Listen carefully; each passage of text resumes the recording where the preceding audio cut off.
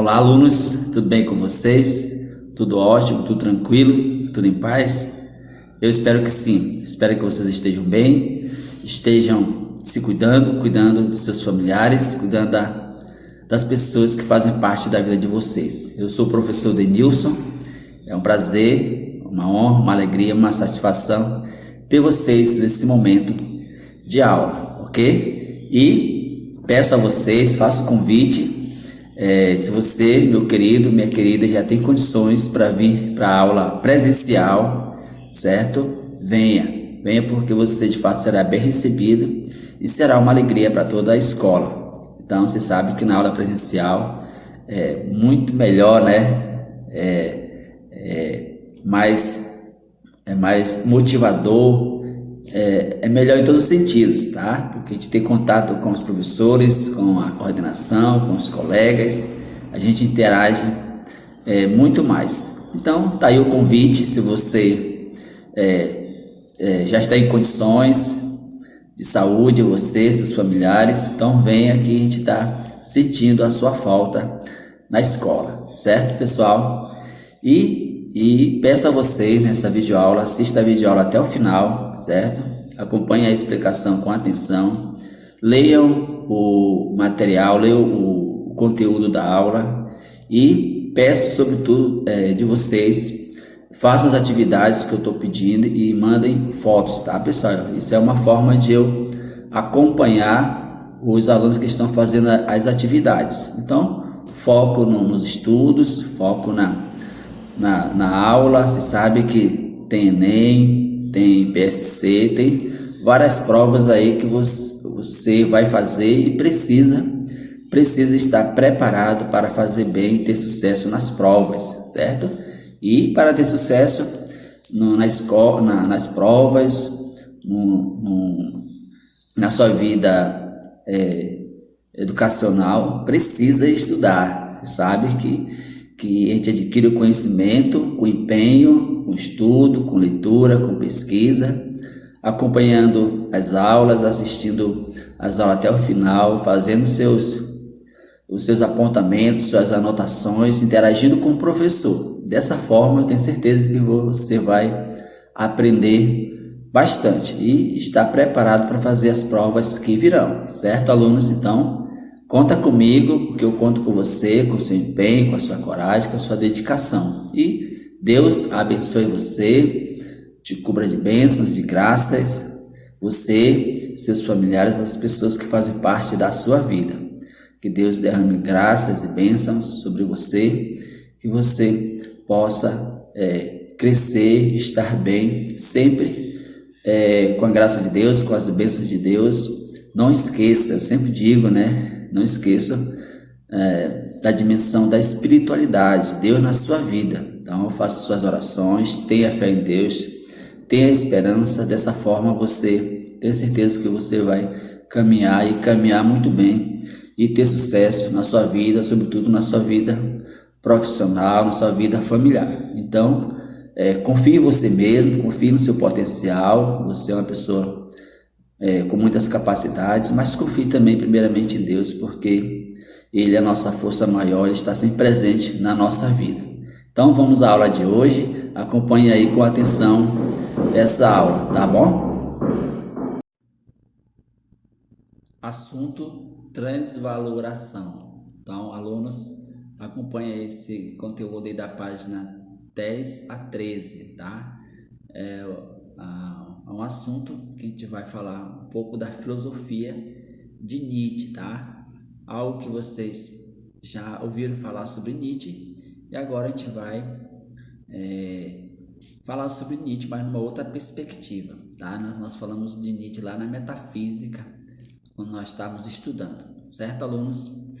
E vamos rever um pouco a aula anterior, tá? Sempre bom depois de uma semana a gente retomar o assunto estudado, que é para fixar algumas ideias importantes para a gente não esquecer. Então acompanhe aí com atenção. Utilitarismo e cálculo ético. O pensamento kantiano apontou o dever como fundamento da ação moral. Então, sobre Kant, né?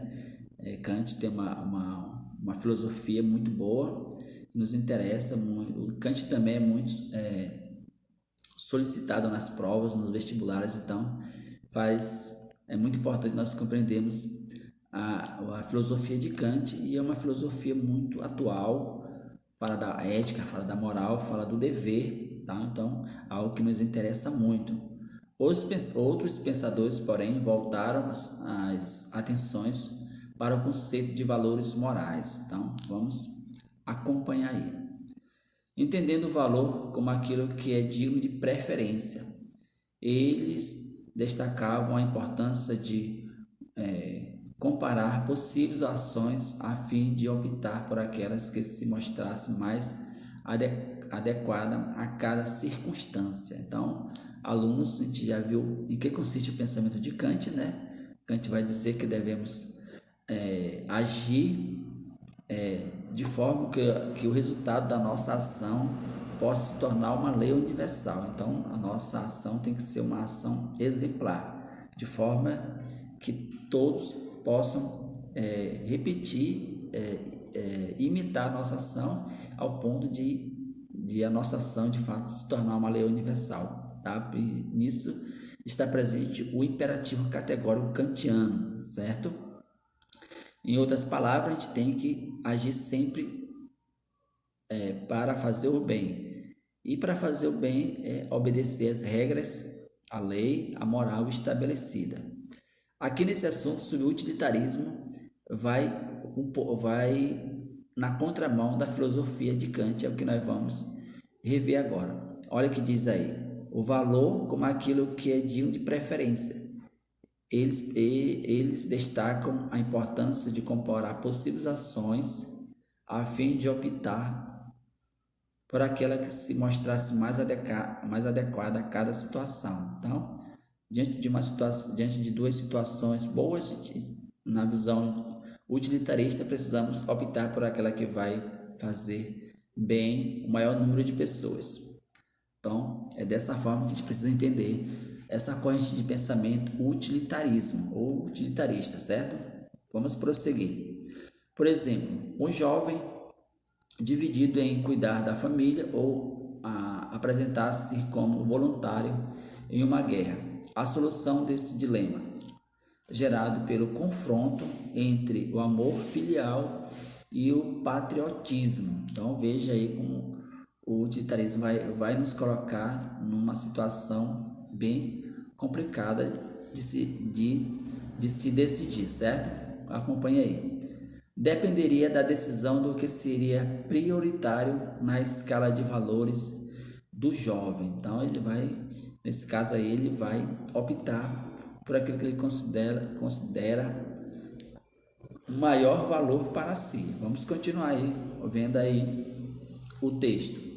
Nesse novo contexto, merece destaque o utilitarismo, uma corrente de pensamento que subordinava o conceito de ação moral às suas consequências práticas.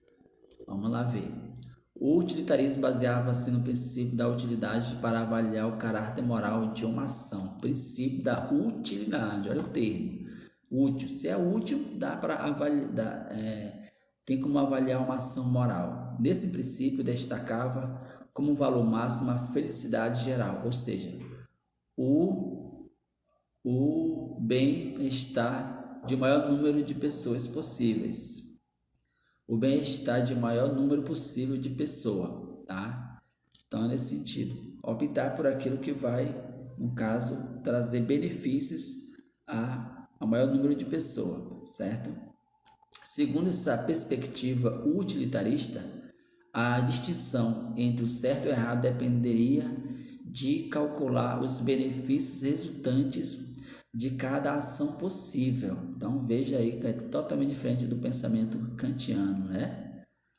A questão do certo e errado vai depender de cada circunstância, de cada situação. Isso exigia que, mesmo desejando a própria felicidade, o utilitarista se perguntasse, em cada contexto, que ação era capaz de promovê-la para um maior número de pessoas. de pessoas. E tá aí, a gente viu que consiste de fato o utilitarismo, né? E, como sempre, tem as suas críticas, né? Nenhuma corrente filosófica é perfeita. Então, a gente vai ver algumas críticas relacionadas ao utilitarismo. Permite atos considerados imorais, nem sempre há tempo de prever as consequências de uma ação. A previsão das consequências de uma ação é falível, nem sempre a felicidade prevista é concretizada. De fato, é isso mesmo. E vamos falar um pouco do panotismo, tá? O panótipo, né? Tá aí no livro de vocês. O pensador Jerry Bentham acreditava que a felicidade geral resultava da obediência ao cidadão ao Estado. Então, olha a visão de Bentham, que a felicidade estava em obedecer ao Estado, às leis do Estado, e sendo assim, o ser humano ia alcançar a felicidade. Com base nisso, Bentham desenvolveu o conceito de panotismo, expressão que pode ser traduzida como visão total. Então, entenda aí essa expressão. Panotismo, em outras palavras, é uma visão total. Para não esquecer isso aí, viu, alunos? Que resultou em um projeto arquitetônico arredondado, concebido para favorecer a vigilância de pessoas. Denominado panótipo, esse tipo de construção poderia ser utilizado para abrigar, diferentes instituições como presídios, manicômios, fábricas, escolas e outros, facilitando a circulação dos responsáveis para vigiar e fiscalizar as ações de presidiários, pacientes, internados, operários, estudantes, etc. Então, de fato, o panótipo consiste de fato isso, em vigiar, fiscalizar a ação dos membros de uma instituição, tá? Continuando, de acordo com a ética utilitarista, o panotismo era uma medida moral correta, tá? Uma medida moral correta. Então, isso está de acordo ainda com o assunto panotismo. Aliás, o utilitarista. E está aí uma imagem, né? A construção de que se caracteriza como um panótipo, tá? Isso é são umas informações importantes que vocês precisam compreender também esse detalhe relacionado ao panotismo. E sim, agora nós entramos no nosso assunto de fato. Transvaloração, página 10 a 13. A obra do filósofo alemão Nietzsche, vamos ficar só com a expressão Nietzsche, tá bom? Produzida no fim do século XIX, é considerada o grande marco da transação entre o pensamento moderno e o contemporâneo. Então, alunos, destaque aí essa informação aí. Transação entre o pensamento, transição, tá, gente? Desculpa, transição entre o pensamento moderno e o contemporâneo. No campo da ética, esse pensador propôs uma severa crítica à moral, fundamentada na supremacia da razão e no controle dos desejos. Turma querida, então preciso falar mais algo sobre Nietzsche para vocês.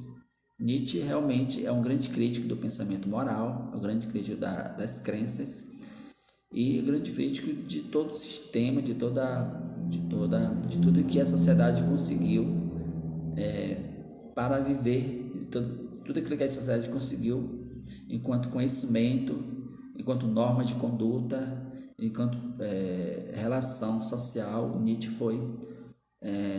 se colocou como um grande crítico de tudo isso, tá? Ele é um pensador que está à frente do seu tempo e ele vai abordar, vai fazer críticas severas a todas as instituições, sobretudo a algumas crenças, e porque ele tinha outra maneira de pensar, e filósofo moderno também. Então ele vai na contramão de tudo aquilo que a sociedade estabeleceu como regra, como moral, como regra de vida e tudo mais. Então acompanha aí, por gentileza. Nietzsche apresentou-se como um grande crítico do pensamento metafísico dos valores morais, por considerá-lo um obstáculo à afirmação da vontade de poder, isto é, impulso fundamental, desejo. Como eu já falei, né, o filósofo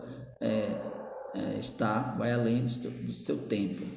Esse procedimento ficou conhecido como genealogia da moral, que resultou na transvaloração, ou seja, grife essa parte, tá, gente, para vocês entenderem bem esse termo, em uma inversão radical dos valores da tradição cristã e racionalista. Então veja que ele criticou tanto a tradição cristã quanto a tradição racional, os filósofos que pensam, analisam e refletem a realidade do ponto de vista racionalista. Mesmo assim, ele se colocou contra tudo isso. Por que a gente está estudando Nietzsche, pessoal? Já que ele foi tão contrário às ideias, à moral estabelecida e tudo mais. Porque é um filósofo que costuma cair nos concursos, nos vestibulares. Então é importante nós conhecermos um pouco do seu pensamento, um pouco da sua filosofia, certo? Vamos continuar. Ao realizá-la, o filósofo pretendia submeter a moral à vida, à natureza, e não o contrário, isto é, viver de acordo com seus impulsos, de acordo com seus desejos, tá? Então, esse de fato é o que Nietzsche queria: o homem livre de toda regra, de toda moral estabelecida, e viver de acordo com seu desejo, de acordo com a sua vontade, que ele vai chamar de, só voltar aqui, ele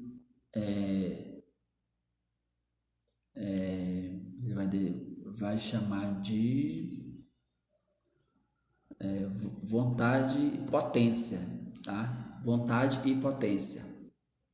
Vamos prosseguir. Nietzsche discordava de Platão e de outros. Também discordava de Kant quanto à existência de uma realidade em si, defendia que a fidelidade humana à terra, ou seja, a vida, grife aí, tá bom? O que Nietzsche defendia? Defendia a fidelidade humana à terra, ou seja, a vida como ela se apresentava, sem recorrer ao mundo metafísico, às crenças. Então, de fato, é isso mesmo. Ele discorda de Platão porque Platão vai falar de dois mundos, como vocês sabem, né? Para Platão existem duas realidades: o nosso mundo material, sensível, terrestre, e o mundo inteligível, que para os cristãos é o céu. Então, Nietzsche vai contra também a ideia de Platão, e também vai contra a ideia de Kant. Por quê, professor? Porque para Kant também, Kant vai dizer que existe duas realidades, uma a gente pode conhecer e a outra não. A primeira, ele vai dizer que nós podemos conhecer somente o fenômeno, aquilo que se apresenta a nós, que a gente capta, conhece através do nosso sentido, da nossa razão, do nosso intelecto. E ele vai falar que existe uma outra realidade, que é o nômeno, que é o ser em si. Para Kant, essa realidade, o ser humano, ele não pode conhecer na sua totalidade, não pode conhecer a essência, que ele vai dar um exemplo de Deus. A gente não tem como conhecer Deus, não tem como conhecer a Deus na sua totalidade, a sua essência. A gente conhece, podemos dizer que na visão de Kant, a gente conhece somente uma parte dessa realidade. Que alunos, continuando, propôs a inversão de valores por acreditar que eles resultavam em atitudes contrárias à vida, tá?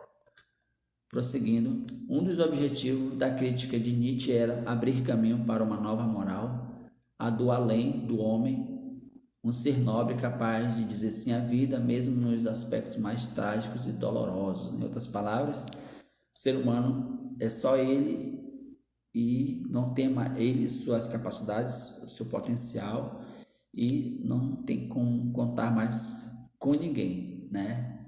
Então é isso.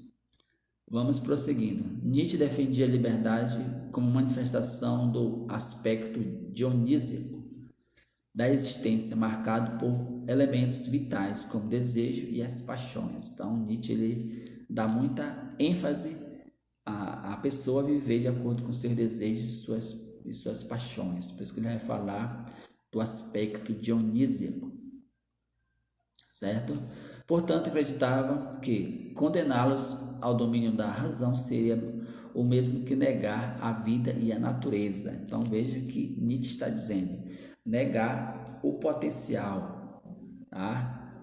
Aquilo que é próprio do ser humano, quanto desejo, quanto paixão, quanto potência, é negar a vida e a sua natureza, tá? Então eu espero que você esteja compreendendo bem o pensamento de Nietzsche. Moral nietzschiana.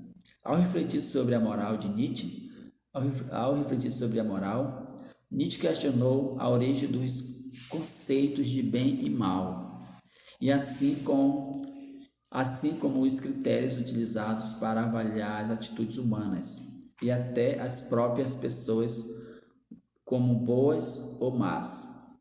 Afirmou que o sentido etimológico original da palavra bom equivale aos conceitos de nobre, forte, aristocrático.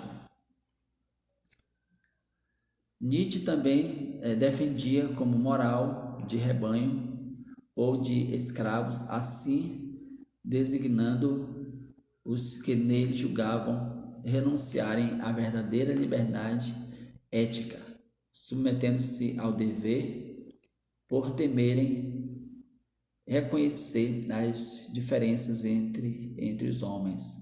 Em outras palavras, Nietzsche vai dizer às pessoas que estão submetidas a regras, a moral, as crenças, na visão deles são escravos, né? Então é como se estivesse preso e acorrentado a tudo isso. Ele afirmava ainda que o indivíduo, sob o domínio da moral dos fracos, olha o termo que ele vai dizer, o domínio da moral dos fracos, teme a solidão, sentindo-se impotente sem a explicação e o sentido que o grupo oferece à sua realidade.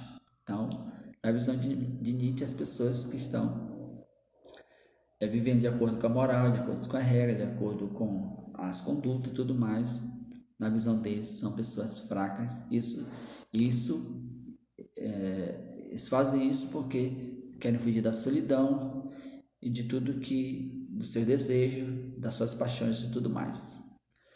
Sendo refém da obediência, ele sente necessidade da paz do rebanho. Então veja aí a expressão da paz do rebanho, da resposta da massa e do pressuposto da felicidade eterna.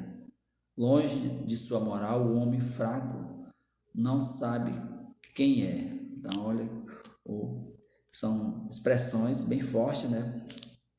Como eu já enfatizei, sempre inverso, contrário à regra estabelecida, à crença, à moral. Sujeitado rende-se e passa a formular as regras morais que apregoam a igualdade no lugar da singularidade, o rebaixamento no lugar da grandeza, a banalidade no lugar da criatividade e a escravidão em detrimento da força e a obedecer às leis. Assim, diluído na coletividade, nivelado sobre a igualdade, o homem moderno teme a si mesmo e foge para a proteção do rebanho. Está aí uma uma imagem que está no livro de vocês, né, para dizer que na visão dele o ser humano vive em rebanho porque tem medo de viver de acordo com seus desejos e paixões, sendo contrário à regra, à lei, à moral estabelecida e às crenças. Para Nietzsche, aquele que se guia pela moral dos fracos age como um animal que permanece num rebanho em decorrência dos sentimentos de identificação e segurança que o grupo lhe proporciona. Então aí, alunos, chegamos mais um momento, final da nossa aula, né? Espero ter contribuído para vocês entenderem bem esse assunto. Devo dizer para vocês que falar de Nietzsche é até um pouco difícil, porque não é difícil de explicar, mas é porque ele vai contra os valores da moral, da regra estabelecida, né? E ele propõe uma outra maneira de ser e de viver. Então, veja que, perceba que ele rompe com toda uma tradição, com toda uma filosofia já construída, né? Ele vai contra também alguns racionalistas, né? Então, posso dizer para vocês, afirmar que é um filósofo atípico, tá? É um filósofo que a gente não pode nem dizer que ele é semelhante a outro filósofo, porque ele não tem ninguém que pense, nenhum filósofo que pense ou que tenha a mesma ideia que Nietzsche, né? Então, a importância de nós estudarmos é para de fato compreender um pouco o seu pensamento e se preparar, conhecer, né? Conhecimento nunca é demais, para possíveis questões sobre Nietzsche nas provas, nos vestibulares, nas provas que vocês irão fazer, certo? Lógico que tem mais coisa para a gente aprofundar, é só apenas uma aula e em outros momentos a gente pode aprofundar mais. Ok, alunos? E vocês têm atividade aí no livro de vocês, façam a atividade da página 12 e 13, certo, alunos?